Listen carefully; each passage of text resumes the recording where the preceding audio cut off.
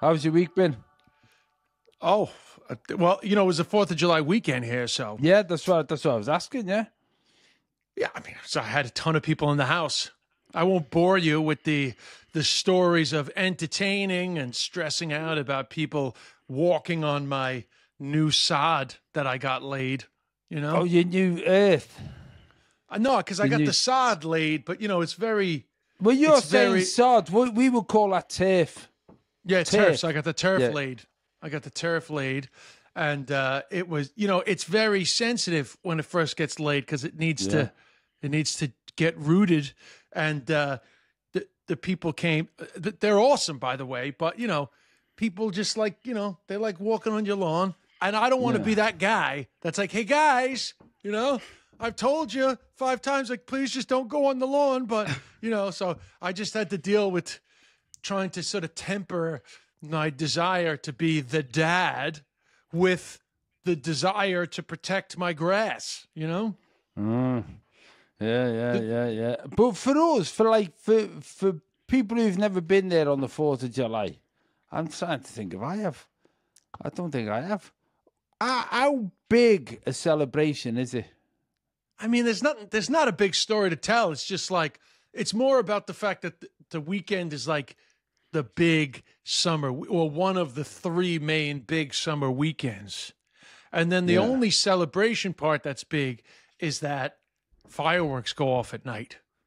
That's our tradition. So you guys do that, I guess, on Halloween, or Guy Fawkes, maybe in the UK. Yeah. But in Ireland, or sorry, in America, the 4th of July is like tons of fireworks. And this village does like a fireworks show, and it's pretty impressive. Yeah. I mean, that's it though. Like it's not like Christmas where everyone gets together. 4th of July tends to be like barbecues. Happy barbecues. Normally happy barbecues, not someone going out, get off me grass! Yeah. Get off me. Well, I didn't. Stop enjoying me. You're not me grass, you're not me lawn. Yeah, I didn't do that, but I wanted to. But I just mentioned it a couple of times, like, just absolutely no need to be on the grass. I have a humongous patio. Listen, I didn't want it to have been laid 4 days before the fucking everybody came, But I could just imagine you going around going, oh, there's a big patio over there. Yeah, Exactly. exactly. It's lovely here. That's what in the sun. I know, but just gonna. And then you end up with everyone squashed on the patio on a big lawn, growing in front of their eyes. There's 8 patio lounges on the patio. 8. Yeah. 8. On the patio. That's a big patio. Yeah. No, listen, I'm kind of joking, but the landscaping company were very late. So unfortunately. And do you think the landscaping company were very late because there was no one to lay the landscape because Donald Trump just took everybody? Jesus Christ! How fast? I used to be the guy that brought up Trump. I know, but you just used my grass. Tell you why. No, you just used my grass to get into fucking Trump. I used your turf. Well, I directly asked the landscaping company. All right, okay. Was that the case? Because I'm not afraid to ask that question in America. No. And he was adamant that hasn't affected him, but he is concerned about that in the future. So basically, none of these guys here, because I know a lot of the people that have been in my backyard, but a lot of the people that are in various. Here's a perfect example. I'm not going to name any names, but I talked to a contractor here who. In the autumn, I asked him why he was voting for Trump, because he clearly has immigrant labor. And he said, I mean, Trump's not really going to, he's just saying that to get elected. He's not really going to do that, right? Because everybody basically with Trump took the things that they liked about Trump and ignored the things that they didn't like, right? So they ignored the fucking insanity stuff. Everyone's version of what Trump's crazy shit is different, obviously. So anyway, very recently, I asked him, I said, how are you feeling about, the fact that he's going so hard? And he's like, yeah, we're a little worried, And I said, but are your guys going to be okay? And he was like, not really. So if you're somebody that hired, undocumented workers, how you could vote for Trump, I have no idea. But anyway, I can also tell you that I know numerous people out here in eastern Suffolk County who are still Trump fans, but are not a fan of the rounding up of hardworking undocumented migrants. Well, what does that mean? What does undocumented mean? Because, like, I can't understand how you can get a job and be undocumented. There's just ways, There's either ways. you work for cash, but a lot of times, so a lot of them work on these tax identification numbers. So, like, I don't know, there's just a way to basically be in the system, but you're not in the system. And also, honestly, for a long time, the system was just looking the other way because they're working, they're paying into the system, and they're not causing anybody any problem. So, but that is, I have to tell you, that is not my area of expertise. But there's an infinite number of ways to get around the system. I can tell you right now that when I was a teenager, I would bring guys over from Ireland, from guys in my boarding school, right, that were good at Gaelic football. I'd bring them over here. The New York Gaelic football would put them on a team, and they would give them like dead guys' social security numbers and stuff like that. I mean, the sort of working illegally stuff has been going on since the dawn of paying attention to who's legal and who's not. What I love is the New York Gaelic football team had a list of dead guys' security numbers, social security numbers. I just want to point out that the New York team itself isn't, but over the years, various clubs within the Gaelic Athletic Association of New York have, without a shadow of a doubt, helped people work illegally in the United States, including. No, I'm not going to name it, but I mean, I was it'd be funny turning up, somebody checking on the social security, going, "Oh my God, he's 93 and he's still playing Gaelic football." Still playing Gaelic. He's a great midfielder. He can get up. It's funny that because at Liverpool as well, at Anfield. I was telling someone the other week, and what happens when people get a season ticket? If the person whose name it's in doesn't continue it, then it goes into the there's a 10-year waiting list or a 15-year waiting list. So everybody won't give up the season ticket, but you can't transfer it within your family. So someone at the club was saying their oldest supporter is up like 153. Biblical. And he just said, "We know it's got to be one of the family, but they pay every year. So what do you do?" Biblical support. Yeah, fantastic. But anyway, listen, man. I mean, it's we can, whenever you want to talk about that stuff, we can talk about it, but it's fucking chaos over here. So I don't know if Brad had wanted us to talk about anything else before we got into the insanity of American politics. What's but fun, that's Brad? up to you, Tell Brad. us fun. I don't know what's fun. Oh, I thought you might have. Brad, listen, I've had a couple of days with Bradley because Bradley's been down at our house because I've been looking at the tour. So, but he's been down while I've been putting me tour head on with Cameron, trying to get me head around material and stuff. So me and Bradley have got nothing to say to each other. He's been here for 2 days. You guys were together and you didn't have a production meeting about what we were going to talk about this week? What a waste of time. So listen, because like here we're having a bit of a heat wave. I've got my dad down for a week, which is great. Wow. He's in good form, and we're going. Get this. Now this is fascinating. So so you know I did that show that they have on in England, Who Do You Think You Are, where they look into your family tree. And when they look into your family tree, there's so much of the information that makes the programme. But obviously what they do a load of research, and there's other parts of the research that you never get told about on the show. And what you end up with is a folder of your family history.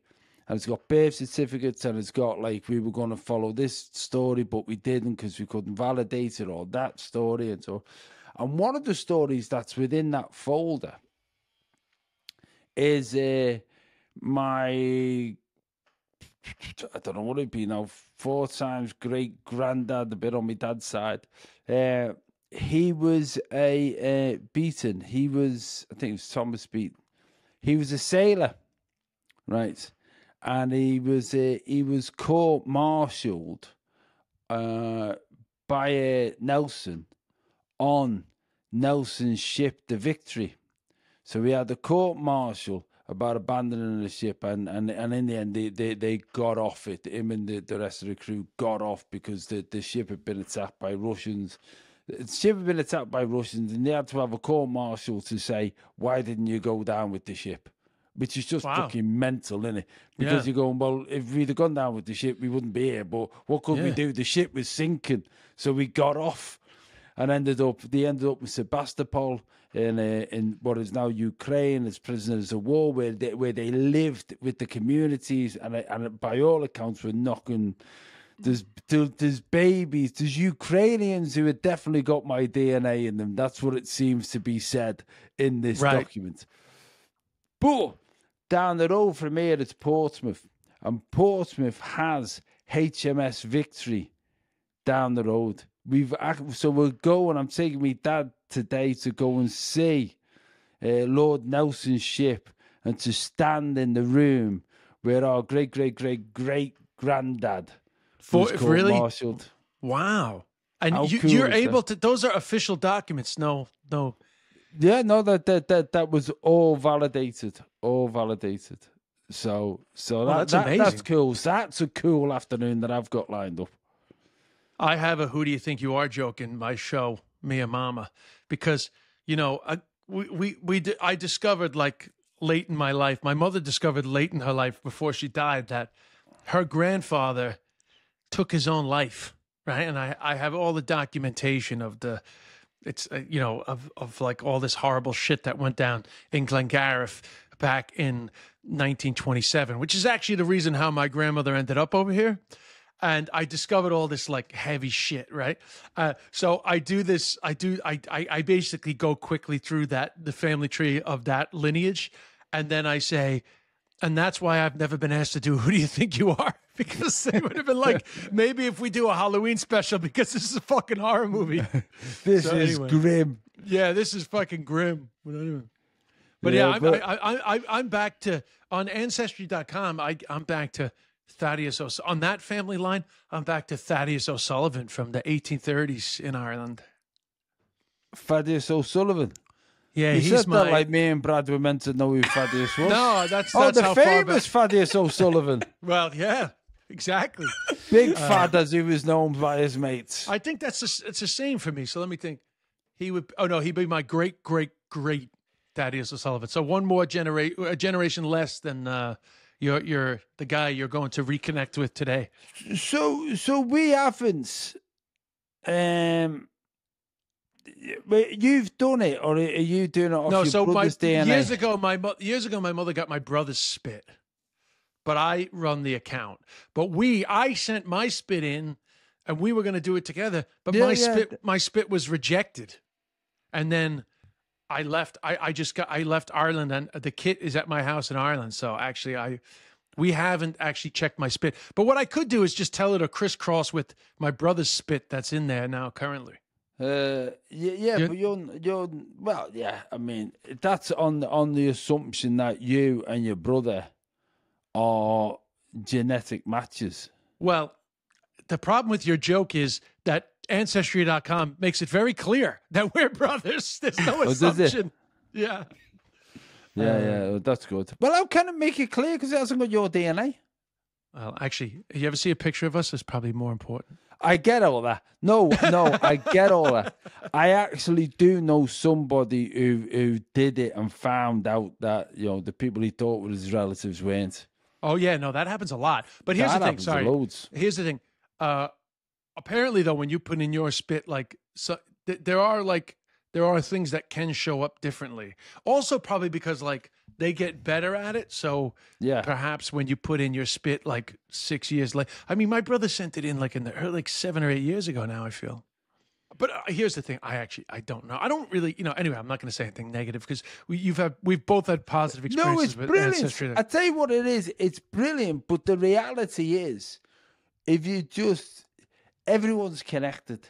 You know what I mean? You got 2 parents, 4 grandparents, 8 great-grandparents, 16 great-great-grandparents, and all of them have children, and somewhere along the line, you end up connected to. So remember that fella, Brad? Didn't someone come to see us in Vancouver who was the cousin? Was it Vancouver or Toronto? He just came in and said, "I'm your relative. I'm your dad's uncle's left and had an illegitimate baby." And that was, remember that? Yeah, it was and very distant. I was the illegitimate baby of your dad's second cousin or something. And I just went, "Oh, well, lovely to meet you." Like, I didn't know what to say. I don't know how's your life been? It's one of those things. But there's obviously a connection because we weren't dissimilar looking, were we? No. It's bizarre. Did I ever tell you this? So you probably never met Brian Quinn.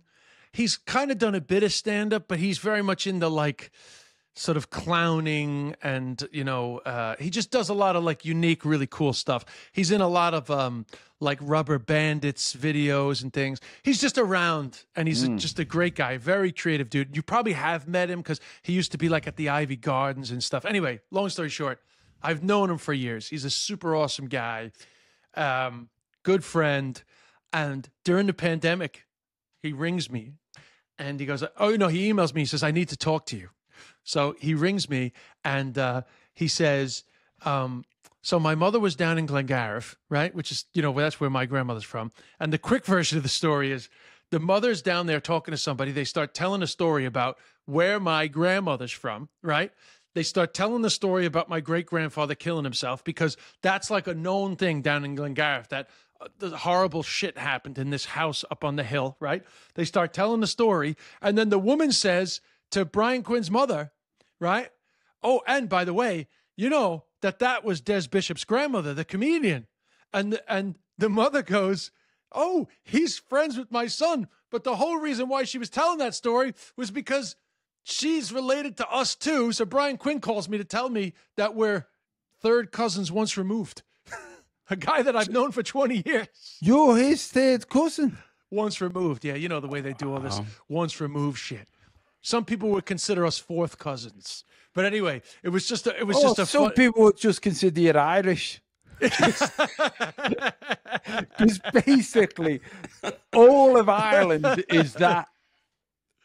But anyway, it's crazy. But the way like sometimes you find out, distant relation. But this was like, you could, the lineage was there for the ideas. Like the lineage was there to discover in a casual conversation in a small town in Ireland. Do you know what I mean? It wasn't like so far back that you couldn't actually figure it out. Yeah, it's mad, isn't it?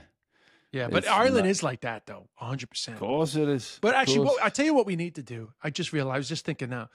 I'm pretty sure that like we can follow each other on Ancestry and see if we have any similarities based on the account that already exists. I'll see. I'll have to get in touch with them because I didn't do it. They did it for the Selly show. So you don't have an account? I'm not a name. I'm a number. Oh man, so you're a number. I can get into it. I need to get prisoner 72568 on Ancestry.com. Brad, do you know your lineage? No, I have no idea. But we were spending time with your dad this week. Is probably the first time that I've realised how funny he was. And I was going to ask you two, do you think either of you got humour from your parents? I got a lot of answers. I already have about 4 strands of answers to this question. Go on then. Strand number 1. I definitely have a mixture of my parents' humor. My dad was like a ham, but my dad wanted everybody to like him. You know what I mean? So, and he was such a nice guy, but his humor was kind of like silly and almost vaudevillian, like a little, not slapstick, but like just silly dad humor, right? But he was also a performer, so he was definitely extroverted. He liked my dad liked attention, but not like in an annoying way. Whereas my mother was very opinionated, but sharp and like witty, didn't love attention, but definitely like didn't suffer fools gladly, and had that kind of like sharp, biting humor that like every now and then she would like say something and it would be like, ouch, you know, in a funny way. Right. Yeah. But then the other thing that inspired my humor was a slightly dysfunctional childhood that leads you to want to hide behind jokes and not really feel emotion. So you make a joke out of everything rather than feel it. And, you know, the fact that around the dinner table, we didn't really express like support for each other. We all just took the piss out of each other, which I think in general, Irish families can misplace as affection. You know, there's a lot of that. Yeah. I still do. It's funny because I've had my nephew here with me for a couple of days, and his dad listens to the pod. But it's funny, all our interactions are very much like taking the piss. And he gives it back just as much, which I love. But I guess it's generational, or maybe it's just like the way that you deal with boys. But I notice it with my friends' kids too. When I'm in Ireland and I spend time with my friend and his kids, like our way of interacting is very much taking the piss out of each other. You know? Yeah. But I don't know if that's healthy or not. Well, it's healthy if you know it's taking the piss. It's bullying otherwise, isn't it? Well, yeah, I know, but that's what I mean. If you're Irish, it's healthy. If you're English, it's bullying. It's healthy family dynamics. I mean, my mum was fun, loving, and quite funny. But my dad is sharp and dry, and he's just quick witted. Like I remember not long after I sort of, you know, took off a little bit on the stand up. They were doing he used to run a lot of footy teams, and I was doing a thing. They were doing like an end of season thing, and they just said, "I'll go and say a few words about your dad because he's finishing with the footy." So I got up and I said a few bits, and then I just said, "Look, you know, the main thing is I've got to thank me dad for so much. You know, I've loved playing this game because my dad introduced me to this game. I always came with him when I was a kid, and he used to let me come and join in. And now you know, to see how many fellas have been affected by him because he's run these football teams just makes me so proud that he's my dad." And my dad just went, "I'm not your real dad."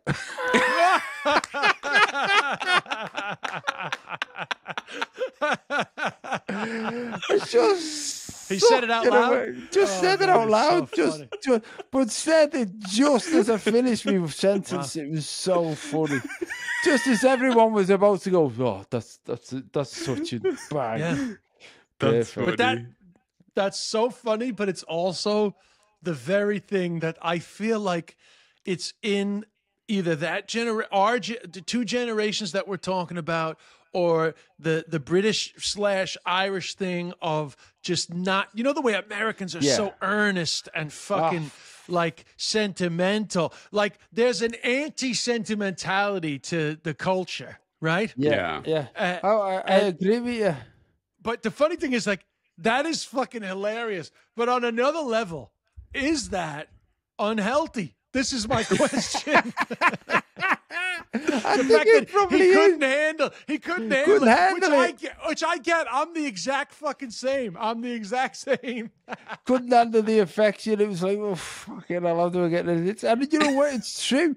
Because, like, I was again, no names, but I was listening to an American podcast today, and they bring on a guest, and they do it every week. And every guest they bring on, they go, "Hey, no, yeah, I'm a big fan. No, I'm a big fan. I love your stuff." And there's something that after a while you go, you can't love everybody. I know. You know what I mean?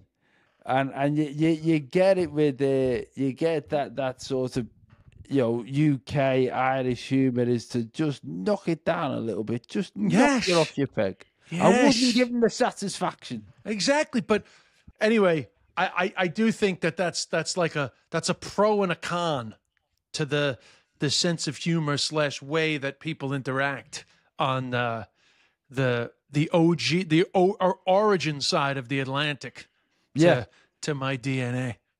Yeah, 100%.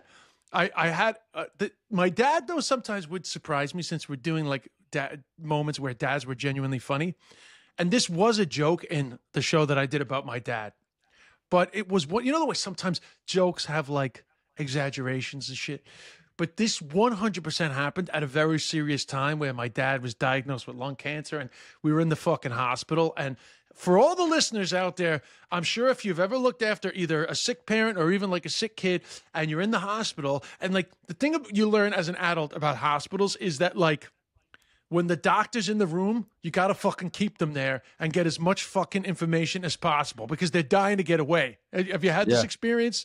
Like they're dying to get away. And you spend most of the time in the hospital waiting for somebody who can help to be in the fucking room, right? So anyway, I was trying to get my dad a sleeping pill, right? And they couldn't give him a sleeping pill until the doctor signed off on a sleeping pill, right? Which is just such nonsense because like it's so not a big deal to give him a fucking sleeping pill.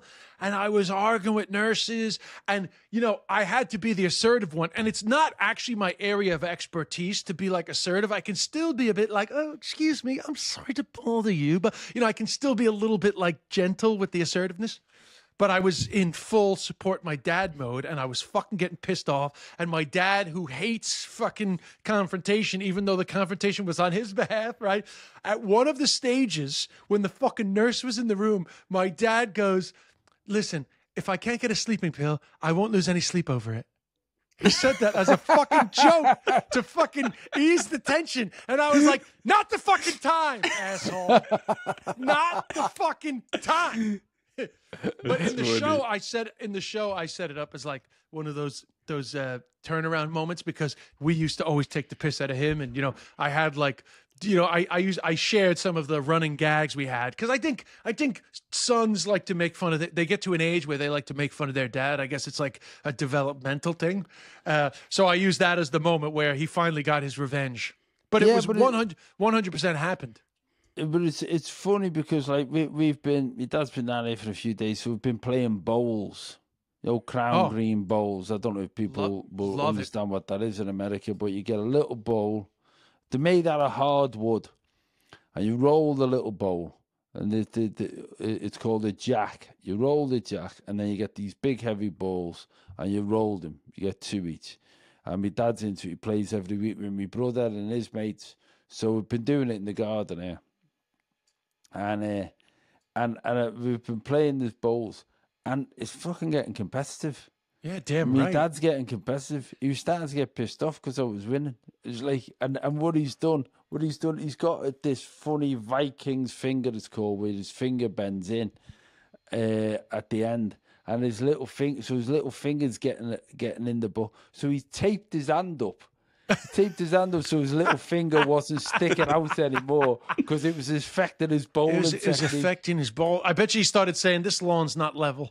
This is not official. This is not official lawn. You can't bowl on this." Yeah. This ain't fair. We got to do home and away. Why are we always playing at your pitch? And it was, and it was funny. Funny because it was great. So we did it with my son Luke yesterday as well. It was surprisingly good at bowls, who's never shown an interest in bowls, and it was a complete contrast to the generations because you've got me dad with his finger taped in so that he can make sure he's rolling the bowl well. You've got me, who's in my head a young lad playing bowls with his dad, even though I'm 60 next year and I should be playing bowls anyway. And then you got my son Luke, who's playing bowls and trying to make sure they don't chip off his varnished nails. But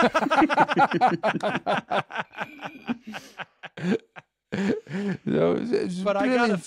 I gotta feel like eventually Luke will get competitive too and be like, I have to cut my nails at getting in the way of my bowling.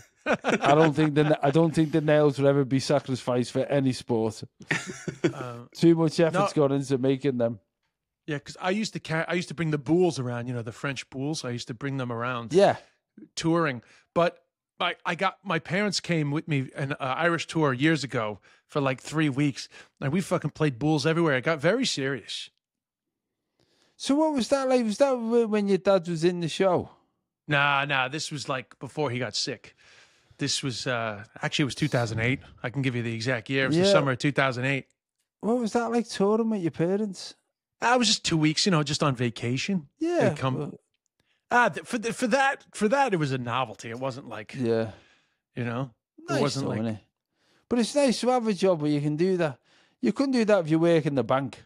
So look, could I just bring my mum and dad with me for a day?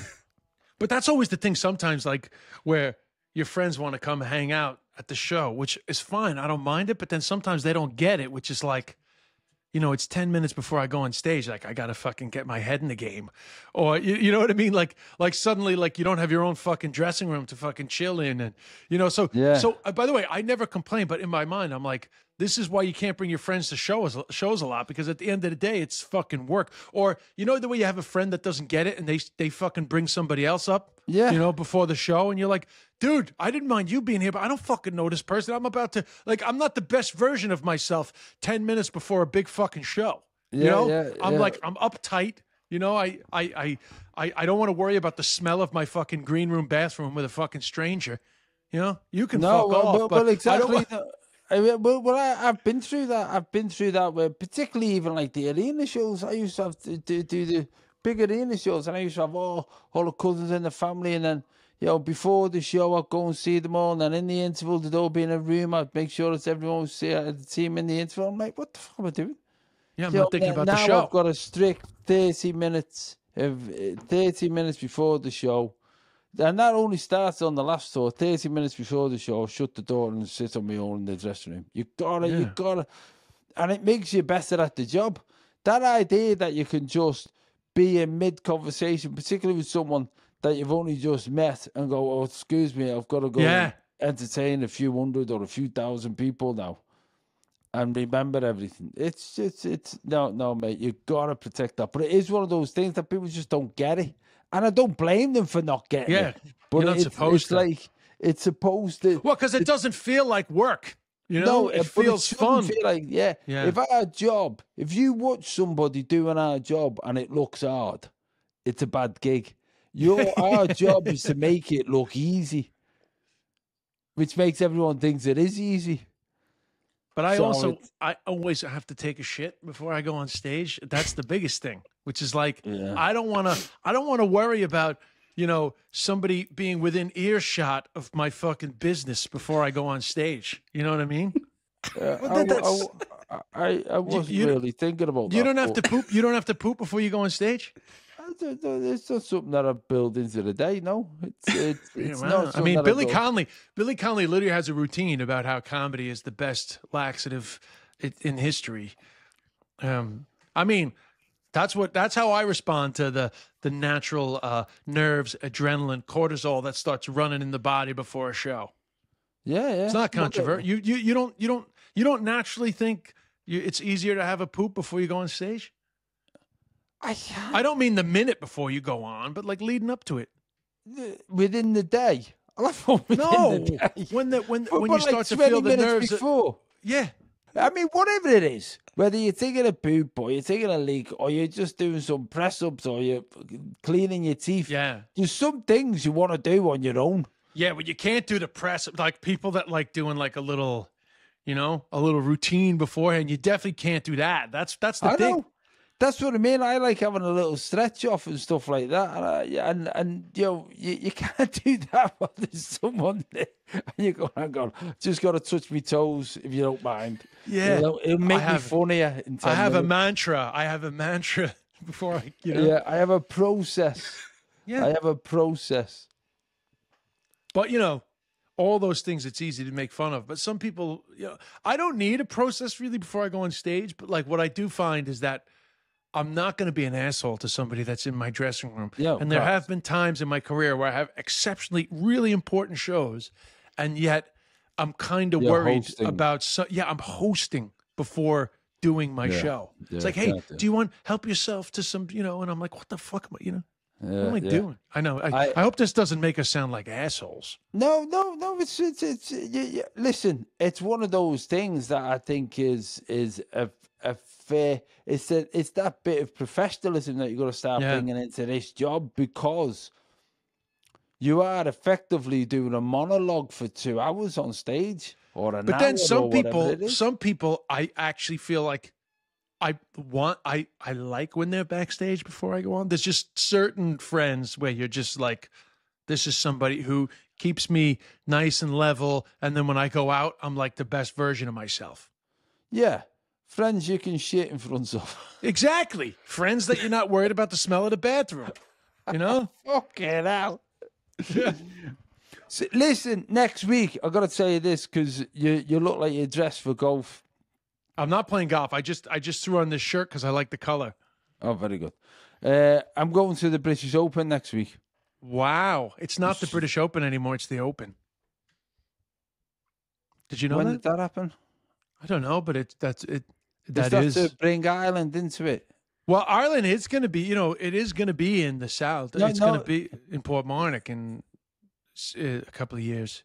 Yeah, but it's in Portrush next week. It's in Portrush now, by calling it the Open, does it mean it's the UK and Irish competition? I think now they basically just took the where it is off of it to give the option, I guess. But anyway, It's just the Open now. Anyway, the Open. I'm going to the Open next week, and I'm going to fly out on the Wednesday. So we'll have to work out why are you going? Are you doing a Pro-Am? Pro-Am, Jesus, I wouldn't embarrass myself. I would not embarrass myself.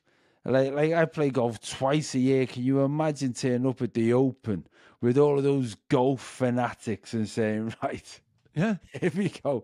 Can I have one of those big sticks while I hit this little ball as far as I can? Not a chance. No, I'm going because my mate Jimmy's a mad golfing fan. And I want to do something with him this year.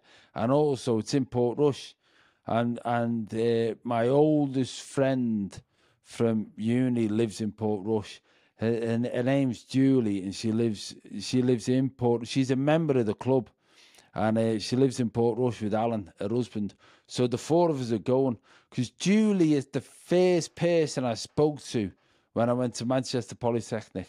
On my very first day, she's the very first student that I spoke to.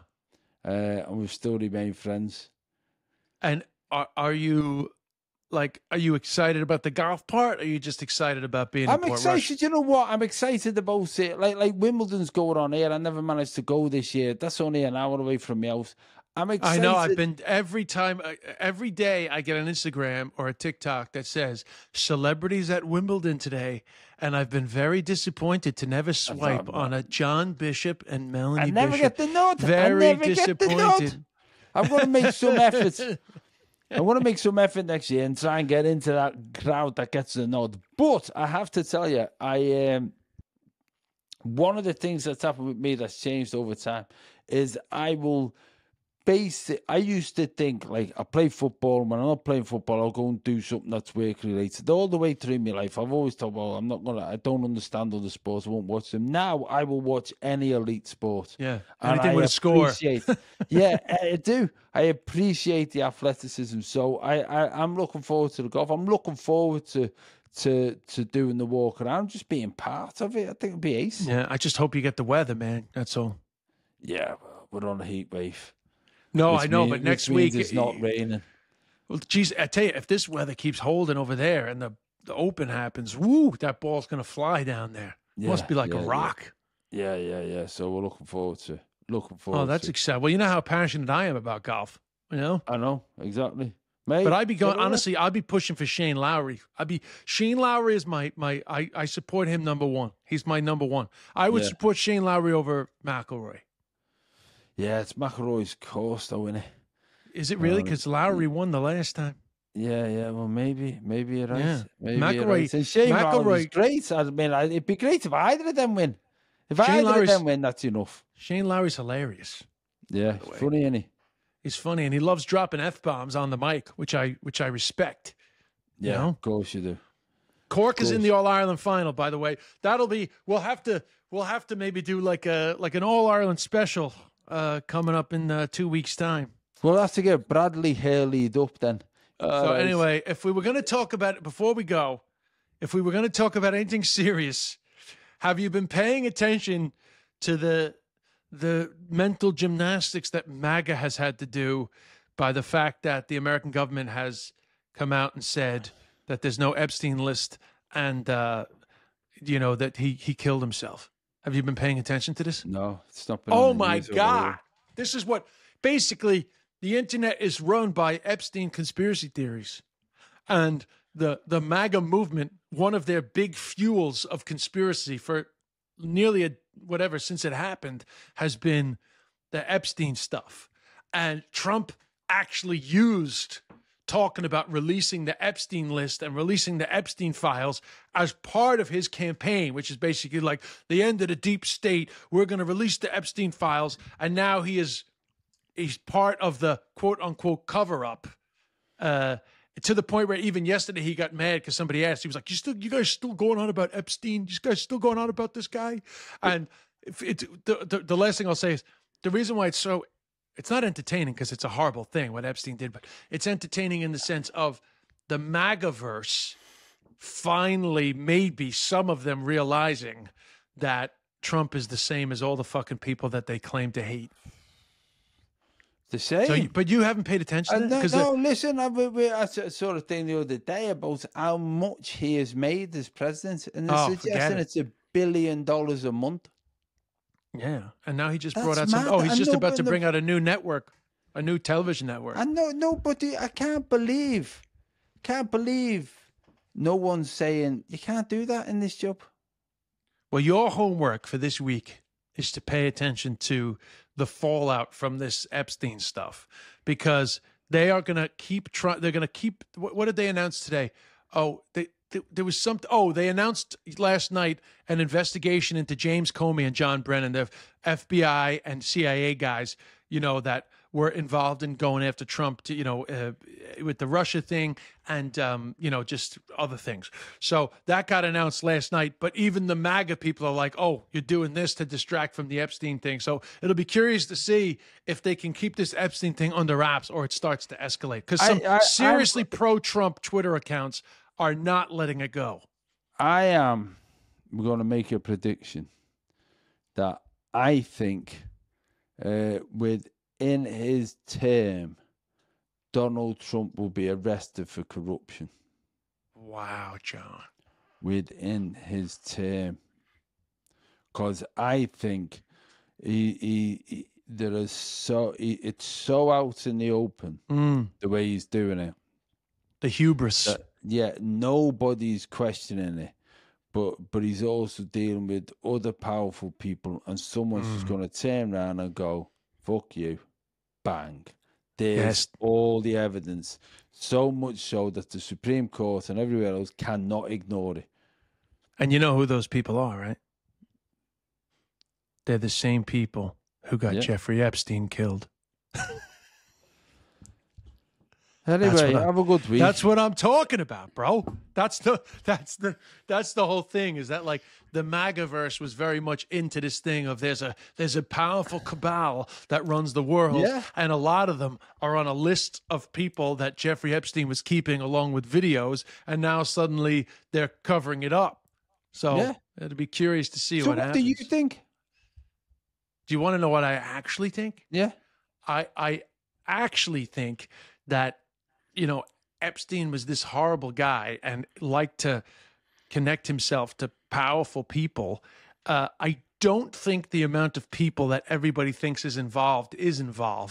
I'm not as conspiratorial minded as the people that think there's quote unquote a list. I think all that has always been part of the conspiracy side of the internet. But I do think that there were some powerful people that were definitely freaking out about their associations with Jeffrey Epstein. I do think that a man as wealthy as Jeffrey Epstein would have the ability to pay off 2 prison guards to look the other way while he killed himself. So I don't actually think it's implausible that he did kill himself, but in the sense that I think he may have been the guy that paid off the prison officers. But that part, I don't know. But I don't think it's as much of a cover-up as people think. But what I do think is that Trump is now having to deal with the fact that he used all that conspiracy stuff to his own advantage, and now he wants it all to go away. But it's not going to go away because, as they say, he let the genie out of the bottle, and he can't get the genie back in. That's what I think. Right. But on the corruption side of what you're saying, I do think that eventually it may just be too much. Because, listen, he's pissed off Elon Musk. I don't think Elon Musk is as powerful as he thinks, but eventually there's going to be somebody that goes, it's no longer to our benefit and this needs to stop. But I don't know when that happens. It'll probably happen if he gets absolutely trounced in the 2026 elections. That'll be that'll be the telling moment if they happen. Yeah. Well, that's a big story, though. You should. We'll look into it. We'll look into it because I want to go now. I want to go to Portsmouth and take my dad. Go and trace your roots. I'm going to go and trace our roots to see who. I want to see who got court-martialed, and I'm going to start a conspiracy theory about the fact that he was framed, even though we got off anyway. Get me my brown trousers. Do you know that joke?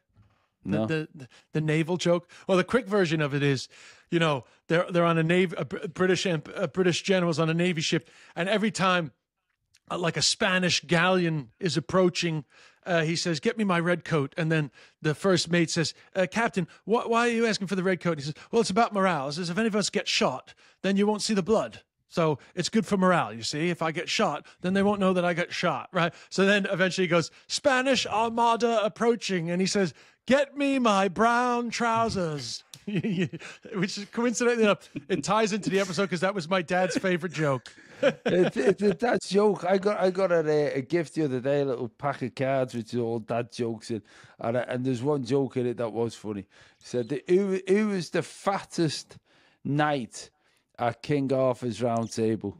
Who's that? Circumference. A math joke too. I like it. We'll have that. All right. Well, thank you, everybody. Take care. Hi guys, it's Brad. Just a quick reminder that if you want the full experience, you can watch the video version of this podcast on Spotify and on YouTube by searching John Bishop Comedy. If you enjoyed the show, don't forget to rate, review and subscribe, tell your friends and leave comments wherever you listen. We love the feedback. And speaking of feedback, don't forget that you can leave us a voice note by clicking the link in the show notes of this episode. We love hearing your topics that you want us to discuss and questions that you have for John and Des. Last but not least, we have an Instagram now where we're going to be posting behind the scenes content, clips, references from each show and updates. So please do follow us on Instagram at The Bishop Exchange. Thanks so much for listening.